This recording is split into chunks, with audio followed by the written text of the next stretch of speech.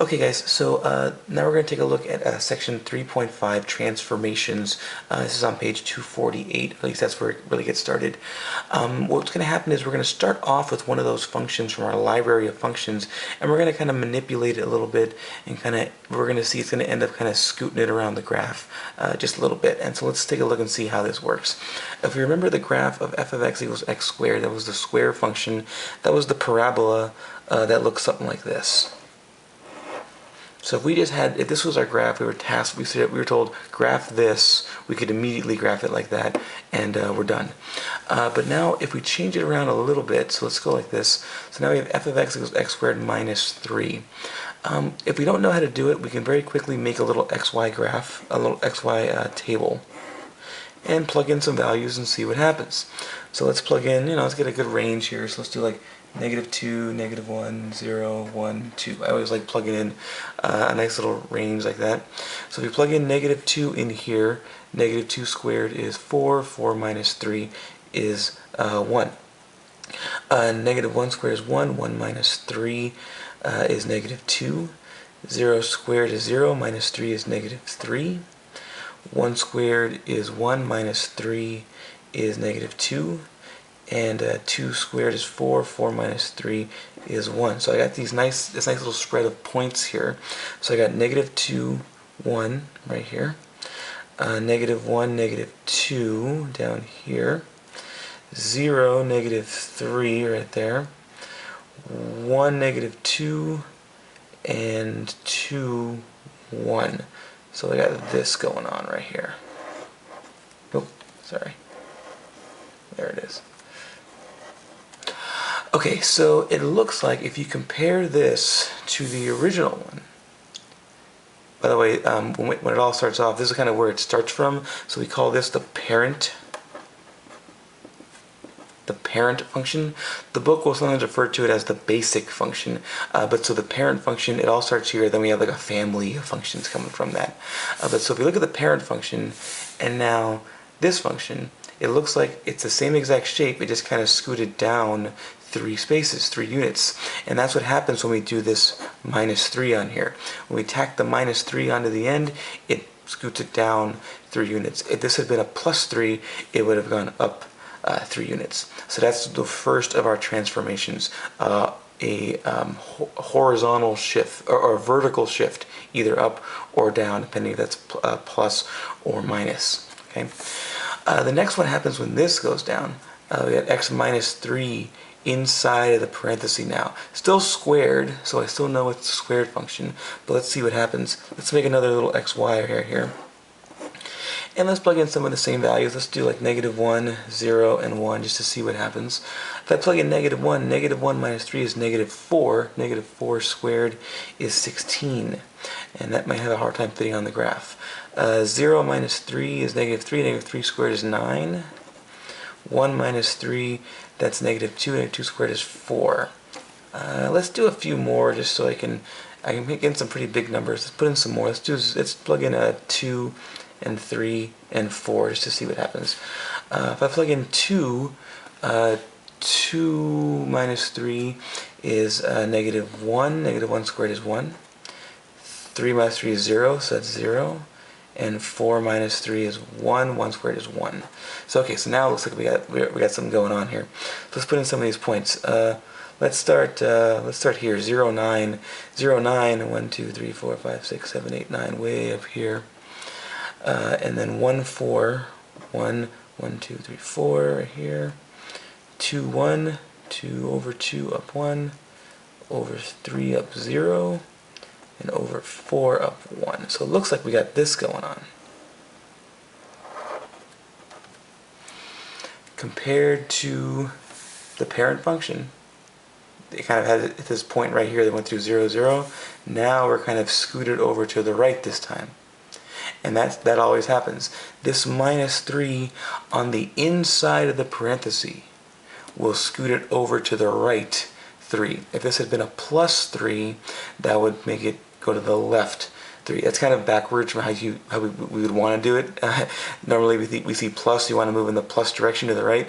Unfortunately, this is kind of backwards. So if it's x minus 3 on the inside of the parenthesis, the thing getting squared is the minus 3, then it goes to the right 3. If it was plus, it would go to the left. Another transformation we have is this minus x squared. We can do a quick little xy, see what happens. Let's just plug in -1, 0, and 1. This should work out pretty good. Remember, this is like -1, or this is like negative x squared. So I'm going to do the x squared and then take the negative of it. Okay, so -1. So -1 squared is 1, but I want the negative of that, so it's -1. 0 squared is 0, but I want the negative of that, and there's not really a negative 0, so that's it. 1 squared is 1, but I want the negative of that, so that's -1. So I get -1, -1, 0, 0, and 1, -1. So I end up with this shape right here. I end up with the same shape as the parent function, but just kind of reflected in the x-axis. I like to say that it's flipped. So it's just flipped this way. So instead of being the happy face, it's the frowny face, if you want to use old school terminology like that. So that's what the minus sign out front does to it, is it flips it over. So instead of going up, it's going down now. Almost there. We almost have all the things we need to do all the transformations. With a 3x squared, okay, this is going to get interesting. Let's do xy. Let's do a -1, 0, and 1 and see what happens. Plug a -1 in there. -1 squared is 1, 1 times 1 is 3. 0 is 0, and put a 1 in there. 1 squared is 1, 1 times 3 is 3. So we got -1, 1, 2, 3, 0, 0, and 1, 1, 2, 3. So we have this going on. This one's a little bit harder to see, but what's happening here is, here's the parent function, here's what we got here. This one's a little bit skinnier. The way the book calls it is it's a stretch. It stretches it. So like it pulls on it and it kind of makes it skinnier. So if it's skinnier like this, when this number out front is normally, like in the parent function, that number is a 1. We don't see it, but it's a 1. Here it's a 3. When that number is bigger than 1, it stretches it. It makes it skinnier. Okay. When this number is a fraction, so here we got 1/2. We'll do it real fast. So xy, see what happens. -1, 0, and 1. -1 squared is 1, and 1/2 times that, that'd be 1/2. I plug in 0, that's 0. Plug in 1, that's 1/2 again. So I'm going to get -1, here's 1, here's a half, 0, and 1/2. So it's going to be this very wide shape right here. And so when this number right here, this is called, the book calls this, it gets compressed. So it's compressed when this number up front is a fraction, like a number between 0 and 1.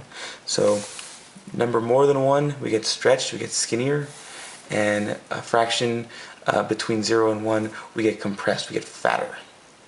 All right.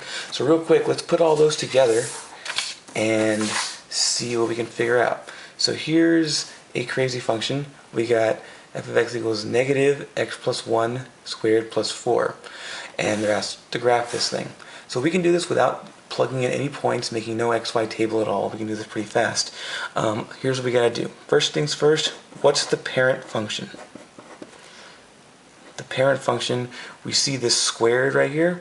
So the parent function is f of x equals x squared. This graph is going to look exactly like the f of x equals x squared, the square function, the parabola, just kind of scooted around the graph a little bit. Okay.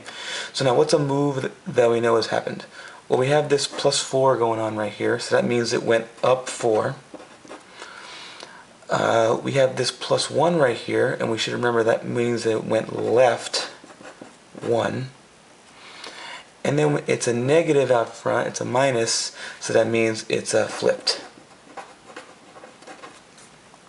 So if we put all that stuff together, parent function is the parabola, it went up 4. So normally the parabola starts right here. It has like this little place in the middle where it touches. But so it went up 4, so it went up 1, 2, 3, 4.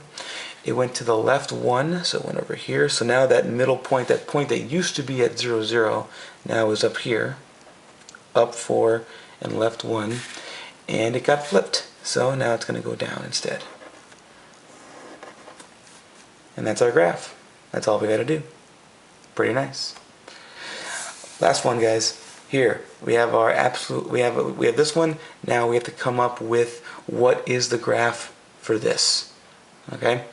I'm going to run right to the end here. But if I look, it's the absolute value function. So f of x equals absolute value of x. It went to the left 1. So it went left 1, and it went down 2. Down 2.